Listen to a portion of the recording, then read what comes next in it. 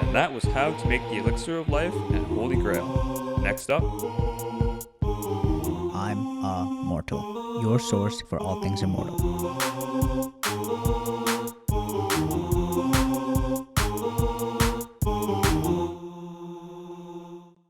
My name is Livia Kohn, professor of East Asian Studies and Religion at Boston University. I've been retired for about 15 years, and I now run a publishing company called 3 Pines Press. I also run organized tours, hiking tours to Japan, because in the course of my studies, which focus on Daoism, I spent 10 years in Kyoto, Japan, and I love to go back. And so I have a website called Livia Tours Japan. And I also run the International Conference on Daoist Studies, for which we also have a website and a Facebook page called Daoist Conference.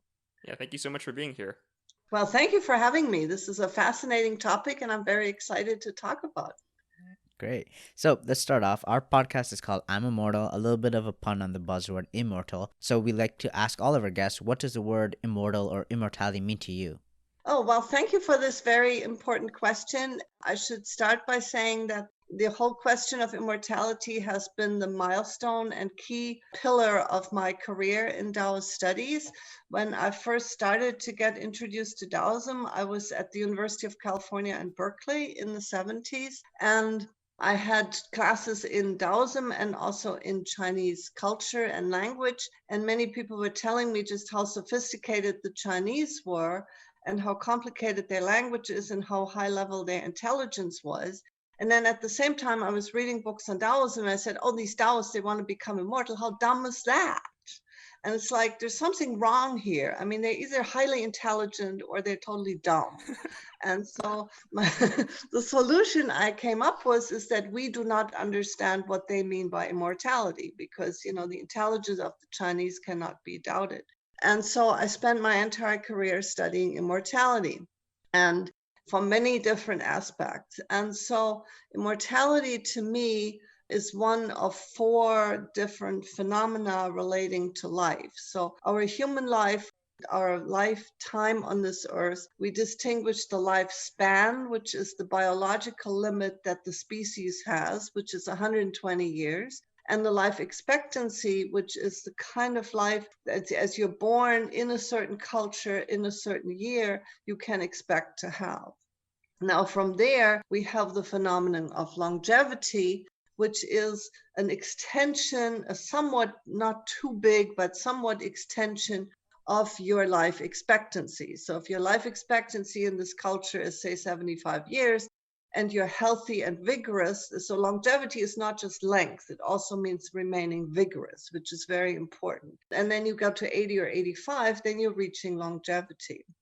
Now, more recently, and also in traditional Taoism, we have the phenomenon of something called prolongevity. Prolongevity is an extension of this life expectancy and longevity into going even beyond the lifespan. So people who reach 120, 130, 150 are attaining prolongevity. And that's also a goal we have in the Taoist tradition. And that's something that's becoming very relevant today as more and more people get not only older and become, get over to be over 100, but get really old. And then there's immortality, which is a completely different kettle of fish, really, because then you're not dying at all. I mean, even in prolongevity, after 100 or 200, or in some cases, several hundred years, you're still moving on and being transformed and you're dying. But in immortality, you do not die. Mm-hmm. So out of all of these options, all these forms of longevity and even immortality itself, do you personally think you would want any of them? Or is it more, I prefer the life I have so far? I like the life I have, and I like longevity, especially with this increased vigor. I'd see in our kind of society a lot of problems with prolongevity, partly because there's only going to be a select few people, and this is a problem. People that are getting very old, it's like all your friends die and you're like on your own and you're alone. And then you also have like society and the culture changes. And even if you're aging very slowly, if you're still aging, you sort of miss the way things were.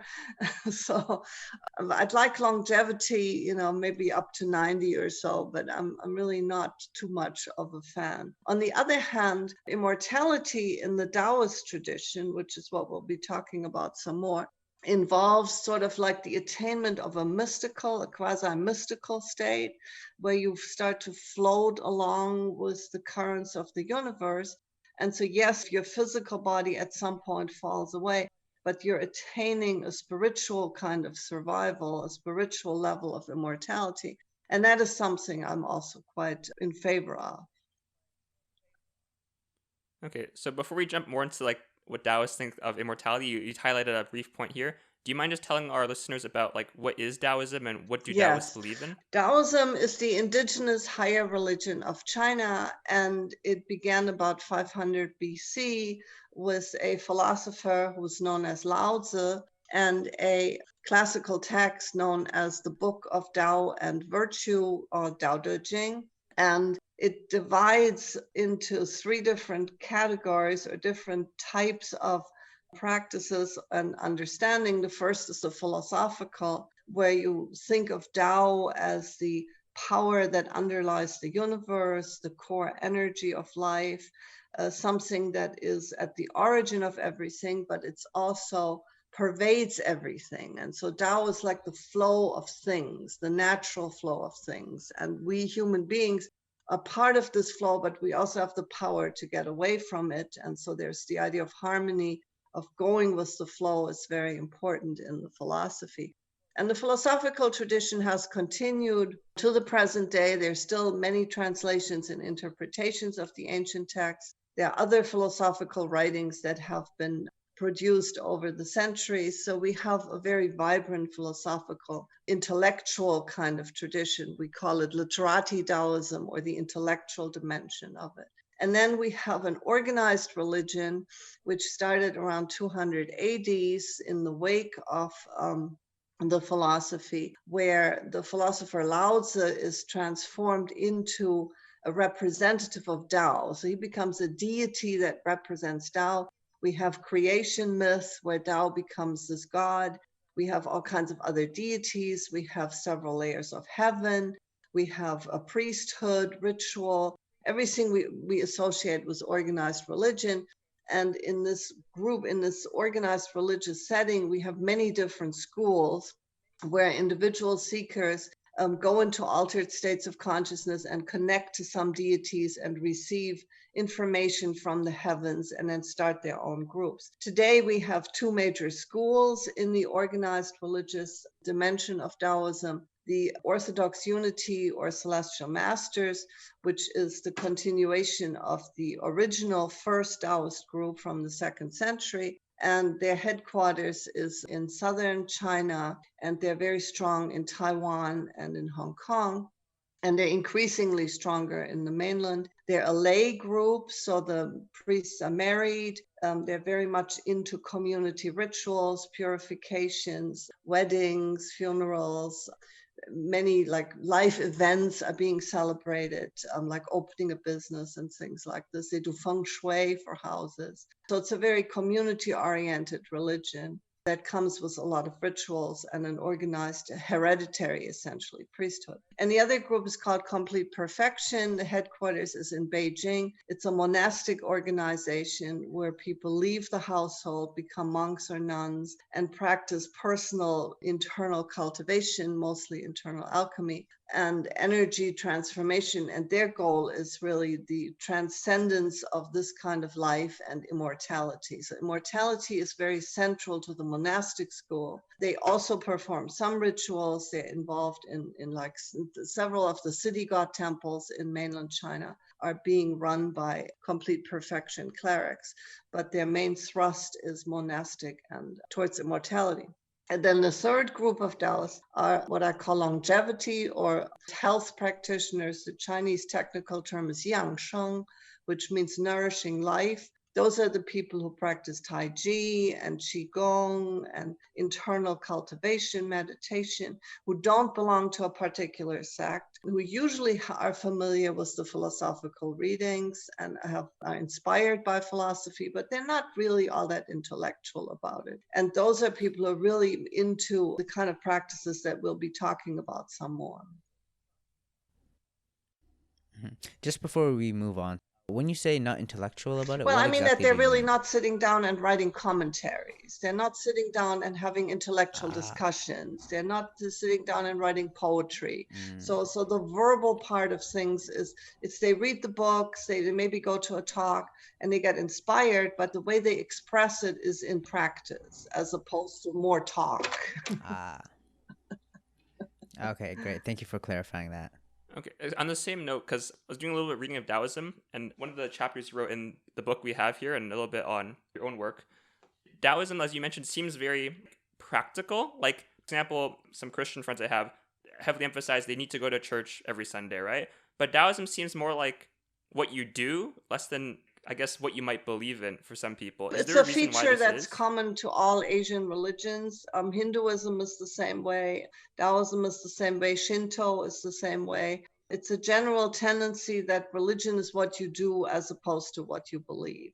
And it's the odd one out is really the Western tradition. Even in Western religions, like ancient Rome, ancient Greece, a lot of the mystery cults, even in early Christianity, it's what you do that counts. Judaism, it's like what your daily life is, whether you keep a kosher kitchen, your community engagement. I mean, it's what you do that defines who you are and what your calendar is and how you organize your life.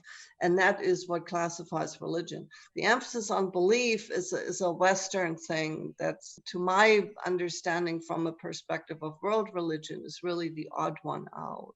It's the definition of religion really is what you do. So, jumping over a little bit to the Asian countries, how has Taoism influenced developments in Chinese It's been society as there. a It's whole? a way of relating to nature. It's a counterculture in many ways. So the tendency, even in Mhm. very ancient China, is for the people in power to be very pushy, to take, away from the poor, to start wars, to be aggressive. And so Taoists have always sort of been the counterbalancing point there and sort of say, hey, take a step back, relax. You can do the same thing, but do it a little more slowly. Why do you have to have progress at all mean? Why do you have to have a bigger country? You're already Mm, wealthy, so it's always been this sort of balancing factor in the emphasis on moving along with things of looking at, like Feng Shui would be an example where you're really consciously working to integrate with nature and to have look at the whole context and fit into things, sort of smooth things out. So it's a balancing point towards more power hungry and aggressive kind of tendency. Just before we jump into more of the longevity-based questions, could you clarify what feng shui is? Because I feel like people will just think it's moving furniture around, and they'll have some sort of Okay, yeah, Feng misconception. Do you mind Shui, explaining it the really term quickly? means wind and water. It goes back to burial site. It goes back to the belief that the souls and spirits of the dead have an impact on the fate of the living. And if the dead are not buried correctly, then they're not happy or not contented, and then they start haunting people. And so it started out with you have to put the burial in, or the site, the tomb, in a specific direction and have specific measurements for it and have the right time of interment and so on and so forth. And then people expanded that idea towards the houses of the living. And they found that if you orient your house in a certain way, in a certain direction, like facing south, you get the sunlight, and then your spirits are up and you feel better. And if you have like a little hillside behind you, then that gives you a feeling of protection. And if there's certain kinds of trees around, It gives you like shade, and it gives you smooth energy. And if they have a little river in front or some lake or a little water, then it gives you, that feeling of being connected to the water part, and also it gives you nourishment. So gradually they started to find ways to place houses into the environment that would not disrupt the environment. And the other part of feng shui is the understanding that every organism is like a human body, like the earth is a living organism. It's not just dead rocks. And so they talk about the hills looking like a tiger or a dragon. And so you don't want your house like right on the nose of the dragon, because the dragon might get annoyed and it might be an earthquake, or it might have landslide, or or you don't want it on the tail of the tiger. So you're looking at hills as having their own power, in other words. And the other concept in this, like human bodies have like the blood vessels and arteries, and so the earth also has arteries. And so you don't want to interrupt the flow of energy through the earth. So you want to place your house in such a way that it fits in. And then once you have your house, then yes, within the compound, I mean, you may have more than one building. You sort of arrange your buildings in a particular way that they create harmony, and that, your kitchen is not right next to your toilet. And so you have certain basic things. And then once you have furniture, you place it in such a way that it gives you a maximum of satisfaction and well-being. And the idea is that the qi, the vital energy, flows through the space in the most possible most harmonious manner. Before we jump into longevity again, I just wanted to ask, before we live longer, we have to understand what is death. So how does Taoism view death? Is it a end, a transition, yes, a well, state? death is something that I have to go a little further afield, because modern science has recognized, and I have a book which just came out. It's called Taming Time. And it talks about, one of the chapters is about biological time, or a biotemporality, which is the time as it flows in the human body. And in that chapter, I talk about how in the early stages of the universe, and also on the quantum level of existence that is still there is no such thing as death. There's only transmutation of energies. And then even when you get to the stars and the big, like, galactic kind of entities, you don't have death either. You have cessation. They end. At some point, their fuel runs out, and they go supernova or explode, or just sort of dissolve. But there's no death. And then even on the human plane, like plants, they keep on changing. They don't, we talk of them as dying, but they really don't. And death, people have found, is directly linked in terms of evolution to sexual reproduction. So the idea of having entities or beings of two sexes and coming together and reproducing is a very handy one in terms of evolution, because you have two gene poles and they come together and those genes mix. And if there's a certain gene that hasn't been functioning well enough, it can be gotten rid of really quickly. So mutations are easy in sexual reproduction.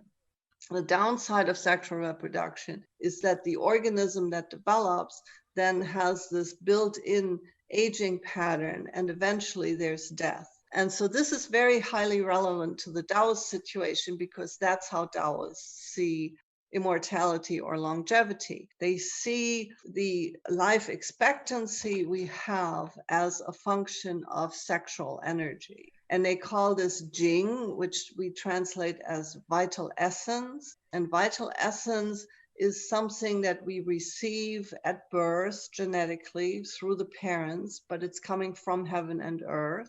And everybody has a certain amount of Jing, or primordial, original, parent given, heaven given vital essence. And then as we live, we interact with our environment, and we interact on the basis of qi. And qi, vital energy, comes into our bodies through air and food and drink, and also social and sexual interaction. And each time we interact, that qi that we take in mingles with the jing, with the essence we already have, and then it gets expanded as we live. And so over a natural life cycle, and that's been described first in the Chinese medical classic, the internal classic of internal medicine of the Yellow Emperor, the Huangdi Neijing. In this text, it talks about for females, it's a 7-year cycle, and for males, it's an 8-year cycle. And so in the first 5, 7, or 8 years, the Jing gradually starts to awaken. And then it starts to really rouse in what we would call puberty, and it reaches its high point in like the 20s and maybe early 30s, and then it starts to decline. And so by the 60s and 70s, it's used up, and then once the Jing is gone, you die. So Jing is like, which is sexual energy, vital essence, is like the core. So that's how Taoists explain longevity. It's a function of Jing. So as a sort of follow-up, just because I was reading about some of the Abrahamic religions, and they emphasize the body as very important in terms of reincarnation or resurrection, where it's not just the soul or mind as a concept, it's the whole person and their body. So in terms of Jing, is that connected to the person's body, or is it connected to more of their identity or soul? Like, how important is the body in terms It's of essential. Taoism? Jing is physical. Jing is your body. Your mind comes into it as a function. It's everything is qi or energy, and your body is a slightly more condensed, grosser, thicker, slightly slower vibrating kind of qi, and your mind and spirit are faster, subtler, more rapidly moving forms of qi, but they're closely interconnected. So there's a unity there. Okay. We talked about in terms of the practicality of Taoism before, and a lot of it seems like it would promote a longer life. But I was wondering if people who practice Taoism, do they truly seek as long a life as possible or even immortality? Or is it just the way of life in terms of Taoism, longer life comes as a consequence? It's a mutual because of that? relationship. It varies. One of the big characteristics of Taoism is that it's highly individualized. A very typical pattern is that somebody is, living their life along happily, and then some kind of ailment comes in. So whether it's because of an accident, or whether it's because, of some other event, some inherited thing, or whether it's because of their lifestyle, whatever it is, there's this big ailment that comes in. And it's like, okay, they try this medicine and that medicine, some other medicine, and it doesn't work. And then they come in contact with some person who practices Qigong, and lo and behold, very small steps, but things change. And then it's like, oh, okay, what's going on here? And they start to learn about Qi, and then they restore their health. And then once they got to that point, it's like, hey, I'm enjoying these practices. They're very good for me. I have a lifestyle that's sustainable. Why not keep going? And so your level of health is like this level, and you've dipped down and gotten sick. You worked your way back up to your original health level, but then, hey, why stop here? So you keep going. And so you attain longevity. Some people from the word go, they're healthy already. They've heard about it. They read literature. They say, oh, this is fascinating stuff. Let me try it. And then they don't have the sickness. They just are getting interested. And then they start to practice. Some people grow up in a Taoist community, and they're regularly doing Qigong because that's just what they do. And, then longevity is a consequence of that they're already Taoist. So it's like, there's no one size fits all on this one.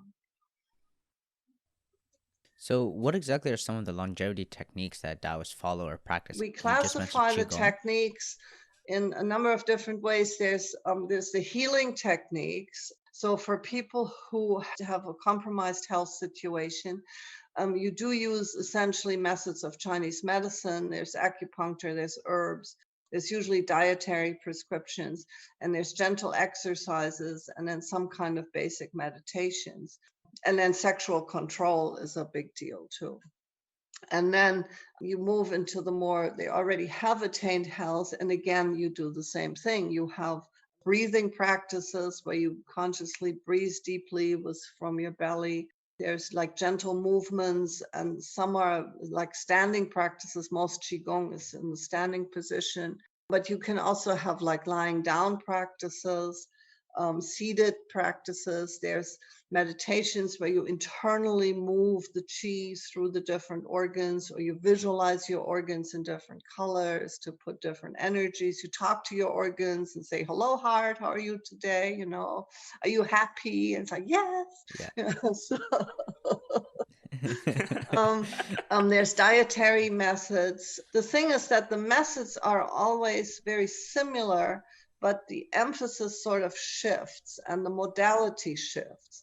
And so, for example, if you're looking at diet, ordinary Chinese people eat a lot of rice, everything is cooked, and they eat meat usually, chicken and pork and beef.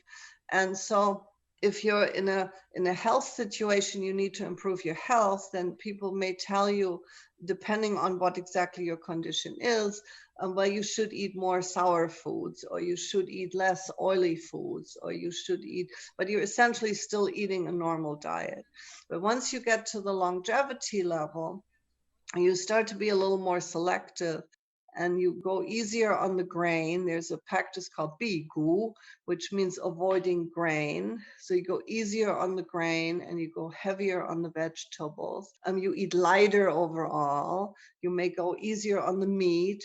If you're a Taoist and you join a Taoist community, you become vegetarian. And then Taoists also avoid what they call the 5 pungent vegetables. And there are 5 vegetables that are all members of the allium family. And they include garlic and ginger and 3 different kinds of onions, like regular onions, shallots, and scallions. And so those, of course, are mainstays in Chinese regular diets. So here you're actually breaking away from your mainstream society. The main reason they're given for this is that all these onions and garlic and ginger are very warming, and they're increasing yang quality energy, which is rising, aggressive, pushy, going out there, which is good if you're, in your daily life, you're a laborer and you need to work hard. But if you're sitting in a monastery and all you do is do breathing exercises and sit in meditation, you don't really need that much yang energy. And on the contrary, it would be counterproductive because you'd be wanting to run around and do stuff.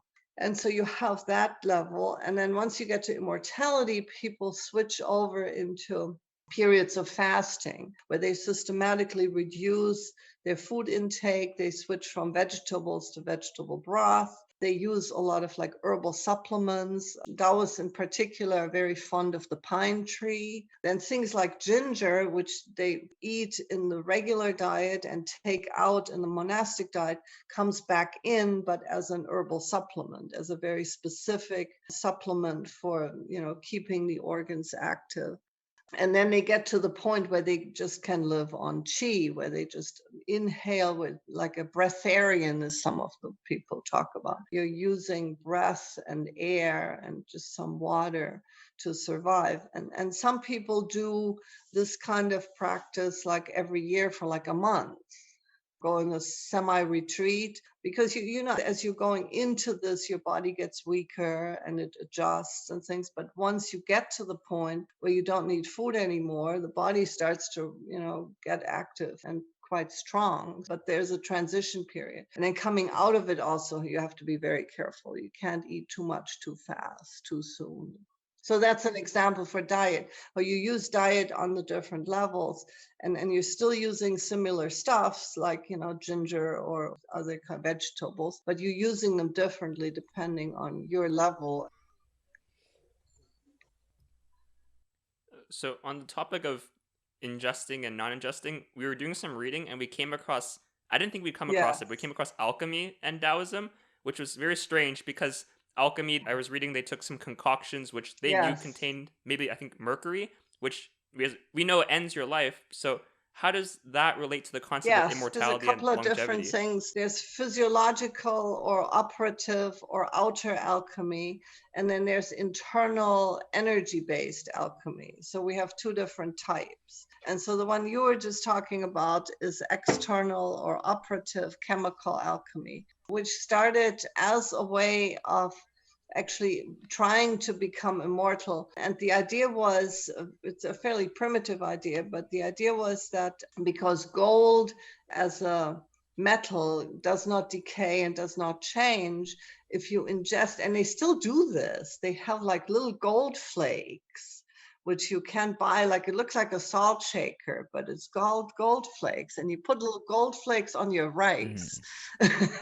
So the idea is that and that's like a Han Dynasty thing, like about 200 BC, they come up with this, that if you start to ingest some of these metals, then you can transform your internal system and become more like this metal, which of course it doesn't really work, but that was the idea. And mercury comes into it in the same way. And they did actually, to preserve corpses, they put mercury in the arteries as a way of preservation. And then alchemists came up with this substance called cinnabar. Cinnabar is a mineral, it's a sand, and it's sort of a reddish color. It's found on the banks of rivers. And you take the mineral and make it, powder it into a sand, and you put it in a pot and you heat it up, and it divides into mercury sulfide. It transforms into mercury sulfide. But if you keep on heating it, it reconstitutes itself and it becomes cinnabar again. And so this whole idea of this substance that has one form and it transforms into something else and then it reconstitutes was like this model of reconstituting your body and your identity and yourself in a new way. So in other words, immortality here is not the continuation of longevity, but a complete break. It's like you want to be something completely different. So you're transforming yourself into something entirely alien, essentially. And you're taking these substances, and yes, your physical body dies, but some spiritual entity continues in an immortal form. And then all this whole complex gets linked with the many deities that I talked about earlier, how Taoists have these many heavens, and you have these gods in these heavens. And the belief was that you had a hierarchy of deities in those various heavens. And then, like every hierarchy, there's like job openings every so often.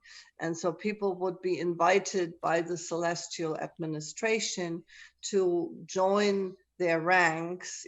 The practitioners would go into ecstatic states, like a shamanic journey, and they would travel with their soul and meet all these otherworldly entities. And there's all kinds of psychedelics and drugs involved in that too, which are also body altering and mind altering. So there's that whole part. And then eventually somebody would receive like a summons, like an order from the celestials to, take the elixir and get yourself up here. So it's like a way, I don't know if you remember this, it was many years ago, there was like a sect in California called Heaven's Gate. And they all had cut off their hair, and they looked like unisex. And then they thought, oh, we're now moving on. We have connection to this otherworldly entity, to this galaxy out there. And then they all drank Kool-Aid or whatever it is they did. So some chemical. And it's like the whole group committed essentially ritual suicide with the understanding that they'd be transported to this other galaxy. And I remember how everybody was like totally outraged. And we're like, well, Taoists, that's what Taoists do. That's like, it's one way of doing it. It wasn't all that alien to us, but that's the kind of thinking where alchemy fits into the immortality spectrum. Obviously, Daoism has been around for a very long time. Over the years, all the way to the 21st century today, are there any major changes, or how has longevity There techniques have been a changed few over the years? changes. A lot of the practices are still very similar. Obviously, you now have your whole diet situation has changed, since you can transport food longer distances. You have imported foods from other places. You have, well, yeah, they did. Even then, they had pill forms and powder forms and tinctures. So that hasn't changed a whole lot. The technology has had some input, but not all that much. I mean, Taoists still try to travel to all kinds of different mountains, and they do a lot of walking as opposed to taking airplanes or buses. So that's pretty much Mhm. stable. The internal practices are pretty much the same. We don't have an actual operative alchemy like the kind we were talking about, where people mix up, arsenic and mercury. We don't actually have that anymore. And that sort of was phased out about 1,000 years ago. And if people are still doing it, it's underground. Sexual techniques, Mhm. which involve, retaining, getting aroused, but then moving the arousal energies into the body rather than allowing it to exit the body. Those are still around, but again, semi underground. Um, there's not, if anything, the political climate forces people to do this in secret. And so that's a big change. In terms of the actual practices, what we do have is the Qigong forms and the forms of Tai Chi. Tai Chi Chuan is a martial art that developed in the early 17th century and at the time of the Manchu conquest. And that has recently been really integrated into the Taoist curriculum. So that's a relatively new development. And every mountain and every monastery has their own form of Tai Chi. So there's a lot of new forms that are showing up, like the different kinds of Qigong, but I don't see that big a difference because you may have had other kinds of physical practices that they did, but nobody ever wrote them down, so we don't know about them. Tradition has Mhm. been pretty stable, really modulating itself depending on the political climate and the cultural setting. So going into the, I guess, future, because we spoke to some scientists and they each had their own sort of prediction of when life extension technology would come about. I guess this is a question that everybody is kind of anticipating, which is, would Taoists be accepting of life extension technologies? Like, would it impact their practices in any way, Like, or what would they exactly reject are it? we talking about? Like growth hormones, or I mean, Mm, Say the seven hallmarks of aging could be cured, or they weren't a thing anymore by 2050, where death by biological age no longer existed. Would Taoists, would they want to engage in that sort of technology or I'm therapy? sure there would be some Taoists that would and some Taoists that wouldn't. I mean, like, any other group, I know quite a few Taoists who have, like, the example I can give you is the whole internet technology. And I have one of my people I work with who's a Tai Chi master, and he, I publish books with Three Pines Press, and he likes every book that I produce. He's very interested in everything, and so he gets the email, so he gets this far, but then he insists on ordering the book and sending me a check.